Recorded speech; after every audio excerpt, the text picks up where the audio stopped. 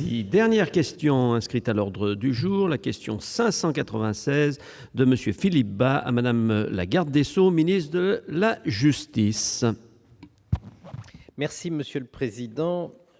Madame la ministre, le Parlement a adopté le 5 mars 2007 une loi nouvelle sur la protection des incapables majeurs, puisque c'est ainsi qu'il convient de les nommer. La philosophie de cette loi voulait qu'on n'enferme pas dans le statut d'incapable majeur des centaines de milliers de nos compatriotes, alors que ce qui a justifié la mesure de protection peut être un état temporaire. Et c'est vrai que jusqu'à présent, les tutelles et les curatelles restaient définitivement applicables aux personnes pour lesquelles le juge les avait prononcées.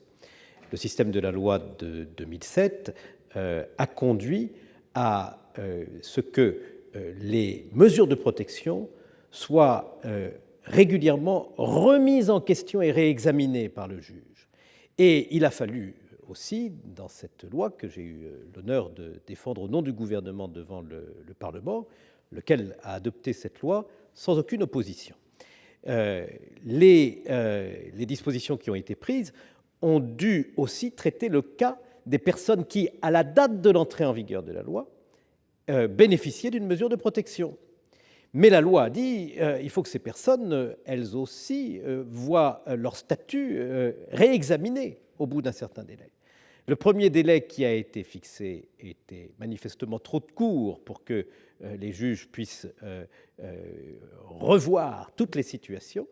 Il y a eu un second délai qui a été décidé par le Parlement, qui a reporté de 3 ans la première échéance. Ce second délai arrive à expiration au 31 décembre, et nous savons, par une enquête des services judiciaires, qu'il y a actuellement plus de 100 000 personnes bénéficiant d'une mesure de protection dont la situation n'aura pas été réexaminée au 31 décembre. Or, le 31 décembre, c'est une date couperet. Et toutes les personnes dont la situation n'aura pas été réexaminée verront la mesure de tutelle qui, dans la plupart des cas, leur est toujours nécessaire, tomber. Et à ce moment-là, nous entrons pour ces personnes en grande difficulté personnelle dans un univers qui est un univers inconnu et dangereux. Donc ma question est de savoir ce que le gouvernement compte faire pour que cette date du 31 décembre soit reportée, mais qu'elle le soit dans des conditions qui permettent de mettre en œuvre effectivement le réexamen de toutes les situations pour permettre à des personnes qui auraient recouvré leurs facultés de pouvoir échapper aux mesures de protection les plus fortes qui sont mises en œuvre. Merci. Madame la ministre. Merci, Monsieur le Président. Monsieur le Ministre, merci de cette question qui pose un véritable problème au regard des tutelles et des curatelles, comme vous l'avez indiqué. Il n'est pas question, bien entendu, de remettre en cause le bien-fondé de la loi initiale du 5 mars 2007 portant réforme de la protection juridique des majeurs et le problème que pouvait poser la nouvelle date limite du 1er janvier 2014 prévue par le législateur, bien entendu, devait faire, vous l'avez dit, l'objet d'une réouverture, d'un réexamen sous peine de caducité. Au regard de l'importance du volume de dossiers à renouveler, puisque au 1er janvier 2009, 629 078 mesures devaient faire l'objet d'une révision dans les 304 tribunaux d'instance et 4 tribunaux de première instance, il y avait là un défi de taille pour les juridictions et au 31 décembre 2012, 29,1% de ces mesures restaient encore à renouveler. Voilà des chiffres qui, effectivement, montrent la gravité de la situation. La garde des Sceaux, qui m'a d'ailleurs demandé de l'excuser auprès de vous, Monsieur le Ministre, ce matin, a été sensibilisée à ce problème et aux inquiétudes ressenties par les juridictions compétentes pour faire face à cette charge. Il s'agit d'une loi d'une portée sociétale essentielle qui vise à protéger, vous l'avez bien dit, les personnes vulnérables ou substantiellement vulnérables. L'évolution de la situation a été suivie avec une extrême attention par le ministère qui a veillé à apporter les réponses. Les moyens ont été mis à disposition des services des tutelles pour assurer la résorption du stock, affectation de magistrats, de greffiers placés, d'assistants de justice, de vacataires, décharge des juges d'instance à l'activité du tribunal de grande instance. En s'appuyant sur ces moyens, ces juges ont fourni un effort remarquable qu'il faut saluer, si bien qu'une nouvelle mesure de report ne paraît plus être nécessaire. Au 30 septembre 2013, c'est le chiffre que je lis, 48 875 mesures qui restaient à renouveler et non pas les 100 000, Monsieur le ministre, que vous avez indiqué. Les projections au 31 décembre prochain font apparaître qu'entre 1 et 2,7 % des mesures n'auront pas été renouvelées. La direction des services judiciaires travaille désormais pour examiner la nature de ces mesures. Il est apparu en effet que pour certaines d'entre elles, les services des tutelles n'étaient pas en mesure de procéder à leur révision du fait de l'impossibilité de convoquer les parties en raison souvent de l'ancienneté de la mesure ou de déménagements successifs. On est donc confronté là à du concret, à la réalité sur le terrain. En tout état de cause, l'implication des juges et fonctionnaires, le travail accompli pour permettre le renouvellement de ces mesures, vous en avez vu la diminution du nombre, mérite véritablement d'être souligné et salué. Par ailleurs, les attentes des juges des tutelles et des associations qui ont fait remonter les lacunes ou difficultés d'application de la loi du 5 mars 2007 ont été véritablement entendues.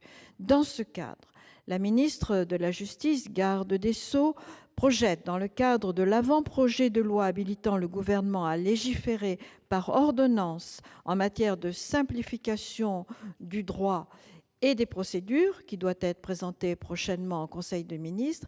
La ministre est donc prête à apporter des modifications de la loi du 5 mars 2007 pour alléger ou supprimer les contraintes non nécessaires. Et ces mesures sont de plusieurs ordres. Le premier, permettre aux juges de prononcer, sous certaines conditions, des mesures initiales pour une durée supérieure à 5 ans. Cette mesure permettra d'alléger la charge de travail des services de tutelle pour les années à venir, mais surtout répond à une forte demande des familles et des associations qui comprenaient parfois mal la nécessité de révision quinquennale de la mesure lorsque l'état de santé du majeur protégé ou son handicap ne permettait pas d'entrevoir d'évolution. Deuxième point, modifier les modalités d'arrêt du budget et de contrôle des comptes de gestion des mesures de protection. Troisième mesure, substituer dans les circonstances prévues à l'article 426 du Code civil l'avis d'un médecin extérieur à l'établissement d'accueil au certificat médical circonstancié prévu à l'article 431 du Code civil. Quatrième mesure, prévoir un nouveau dispositif d'habilitation au bénéfice de certains membres de la famille d'un majeur protégé permettant, sous certaines conditions, d'éviter le prononcé d'une mesure de protection judiciaire. L'effort ponctuel et intense qui a été fourni pour aboutir à la révision de la quasi-totalité des mesures, il n'en reste plus que 1 à 2,3%, ainsi que ces réformes de fond, laissent envisager une nette amélioration des conditions de mise en œuvre de cette loi. Avec ce dispositif, Monsieur le ministre, même si on n'apporte pas une solution à toutes les questions que vous avez portées, il y a là de vraies voies d'amélioration, notamment autant pour les personnes qui souffrent que pour leurs accompagnants et ceux qui sont à leur côté.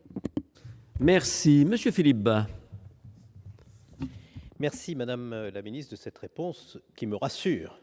C'est vrai que depuis la sortie de l'étude des services judiciaires, on a le sentiment, en vous écoutant, que les juges et les services du ministère de la Justice ont mis les bouchées doubles, et c'est heureux. Les situations résiduelles que vous mentionnez sont sans doute, pour beaucoup d'entre elles, liées à des difficultés concrètes que vous avez également rappelées.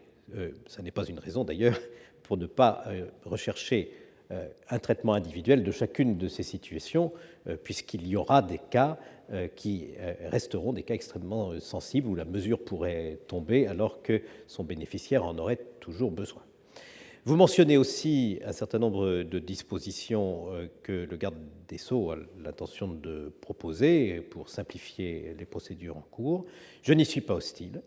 Je tiens simplement à ce qu'on ne remette pas en cause le principe d'une révision régulière, à tout le moins pour celles des situations qui seraient évolutives. Je conçois bien que dans le cas de la maladie d'Alzheimer ou d'autres affections mentales, on ne puisse espérer d'amélioration et qu'à ce moment, les réexamens réguliers, les renouvellements de mesures réguliers ne s'imposent pas de la même manière que pour une personne qui a subi un accident de la vie et dont on peut espérer qu'il recouvrera ses capacités. Il faut simplement que, si l'on prend ce type de disposition, on le fasse de telle manière qu'on n'aboutisse pas au résultat que des améliorations de la situation de la personne ne soient pas prises en compte. Et nous serons bien sûr extrêmement vigilants sur les caractéristiques techniques et juridiques des dispositions sur lesquelles le garde des Sceaux travaille.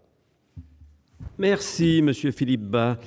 Madame la ministre, merci d'avoir passé une grande partie de la matinée avec nous. Vous l'avez fait avec le brio et l'enthousiasme qui vous caractérisent. Mes chers collègues, je vais donc suspendre la séance. Elle sera reprise à 14h30 pour la suite du projet de loi garantissant l'avenir